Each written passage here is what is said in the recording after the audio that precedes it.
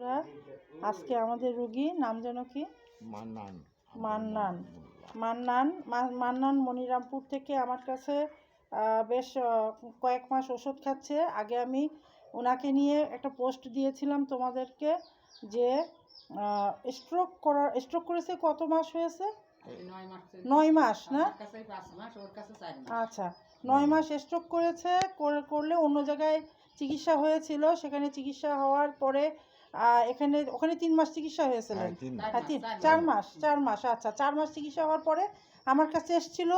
এখন মাশাআল্লাহ তাবারাকাল্লাহ, আমি যে চিকিৎসাটা দিয়েছিলাম ফলাফল আগে জানিয়েছিলাম, এখন কিন্তু উনি হাঁটতে পারে লাঠি দিয়ে। আপনি বলছিলেন না যে আগে আপনার 3 জন মিলে তাই ধরে উঠাতে হতো বসা থেকে? 3 জন ধরে উঠতো, 3 জনের ধরে বসাতো। পা উঁচু করে আমার একজন ধরে রাখলি, তাই আর 2 জনে বগল ধরে নিয়ে যেত। হ্যাঁ, তা এখন তো আপনি একা একা উঠতে পারেন, হাঁটতে পারেন। হ্যাঁ, এই যে এখন একেবারে মোটেও হাঁটার ক্ষমতা ছিল না।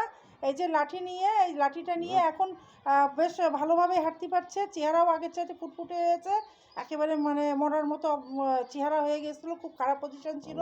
হ্যাঁ, আগে তো ধরে ধরে নিয়ে আসতো, এখন একা একা এসছে। লাঠিটা হাতে রয়েছে, কিন্তু বেশ সুন্দরভাবে হেঁটে এসছে আল্লাহর রহমতে। হ্যাঁ, আমি পোস্টে দেখিয়েছিলাম ইনি ল্যাকিসিসের রুগী। ল্যাকিসিস 200 দিয়েছিলাম। হ্যাঁ, তারপরে 1M দিয়েছিলাম। খুব রাগী রুগী। হ্যাঁ, অতিরিক্ত রাগ কন্ট্রোল করতে পারতো না। তারপরে হ্যাঁ, রাগ তো থাকবেই। তারপরে আরও বিশেষ কিছু আমি পোস্টে বিস্তারিত লিখেছিলাম।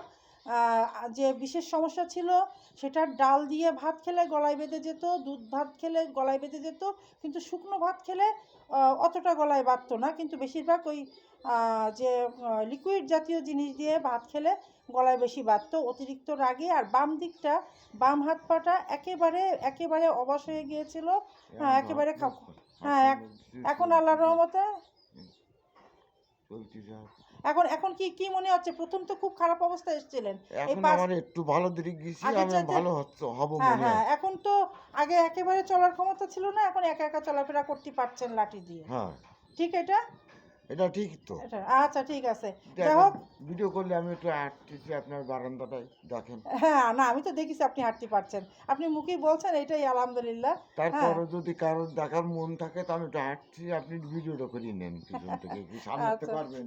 আমি ওই সাইডটা আসছি, সামনে তো অসুবিধা নেই, আপনি বসেন। হ্যাঁ, তো সবাই বিশ্বাস করবে এটা যে আপনি হাঁটতে পারছেন। হ্যাঁ, না, আপনার হচ্ছে সময়ের অভাব তো। এখন অনেক বড় হয়ে যাবে ভিডিওটা আপনার হাঁটা দেখাতে গেলে। যাক, আপনি তো হাঁটতে পারছেন। হ্যাঁ, আলহামদুলিল্লাহ। হ্যাঁ, এই পর্যন্তই। যাই হোক, এর পরবর্তীতে কিন্তু আমি আরও অনেক ওষুধ দিয়েছি। যখন যেমন মাঝখানে একটু কেলিবীজের লক্ষণ দেখা দিয়েছিল, কেলিবীজ দিয়েছিলাম। তারপরে একবার কোষ্ঠিকামের একটু লক্ষণ দেখা দিয়েছিল, তখন কোষ্ঠিকাম দিয়েছিলাম। হ্যাঁ, আর তার সাথে আরও একটু কেলিকার্ভেরও একটা লক্ষণ আছে, ওটা আমি এখনও দিইনি। চোখের ওপরের পাতাটা মাঝে মাঝে ফুলে যাচ্ছে, মাঝে মাঝে একটু কাটা ফোটার মতো একটু ফুটছে। হ্যাঁ, এরকম একটা লক্ষণ আছে। কাটা ফোটার উপরে পাই যখন চাপ দেয়, একটু চাপলি মনে হচ্ছে কাটা ফুটুচ্ছে। হ্যাঁ, ওই কাটা ফোটার মতো ফোটে, কেলিকার্ভে আছে। আরও শীতকালের আবহাওয়া চলছে। যাই হোক, পরবর্তীতে দেবো। আজকেও লক্ষণভিত্তিক একটা ঔষধ দিয়েছি।